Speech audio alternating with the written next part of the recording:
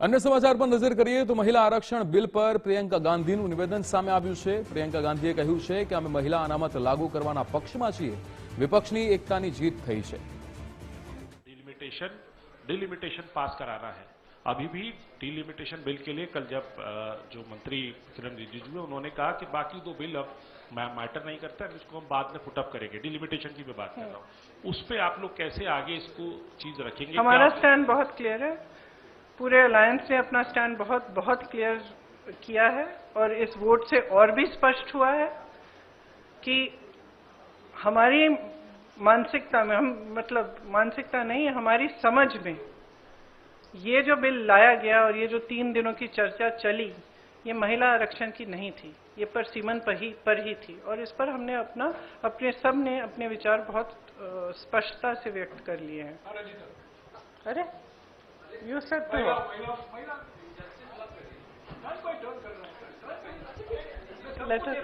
Ma'am, sir महिला ही है इधर भी, वो भी और मैं भी। मैम, आपने 543 सीटों की, आपने कहा कि 543 मौजूदा सीटों पर सरकार दे दे, तो ओबीसी का उसमें प्रावधान नहीं है, एससी एसटी का तो है, तो क्या उसके लिए भी अगर आप नहीं, उसमें उचित प्रावधान बनाया जा सकता है, क्यों नहीं बनाया जा सकता?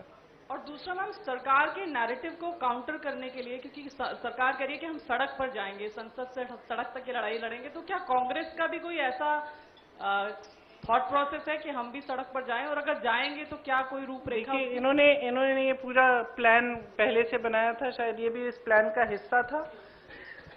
हम अभी कल हमने इनको डिफीट किया है पार्लियामेंट में, हम आज बैठ के हम भी सोचेंगे कि हमें क्या करना है और जरूर करेंगे कुछ।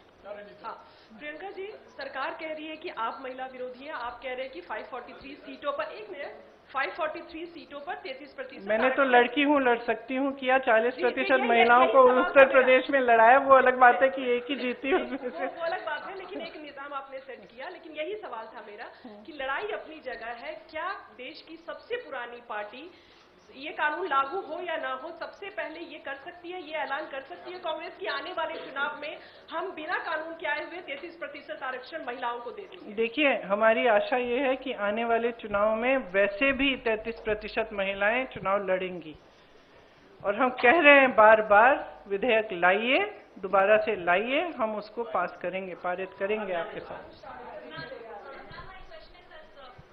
Today the opposition is planning to write a letter to Prime Minister Narendra Modi for the implementation of this bill.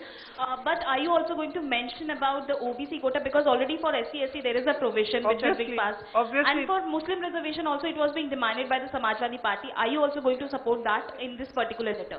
Look, the OBC quota, I think almost every speaker from the opposition has referred to it. We are all saying that if there are women's reservations, just like there will be 1/3 reservations in the ST and the SC, there has to be a OBC reservation which is commensurate to the number. That's it.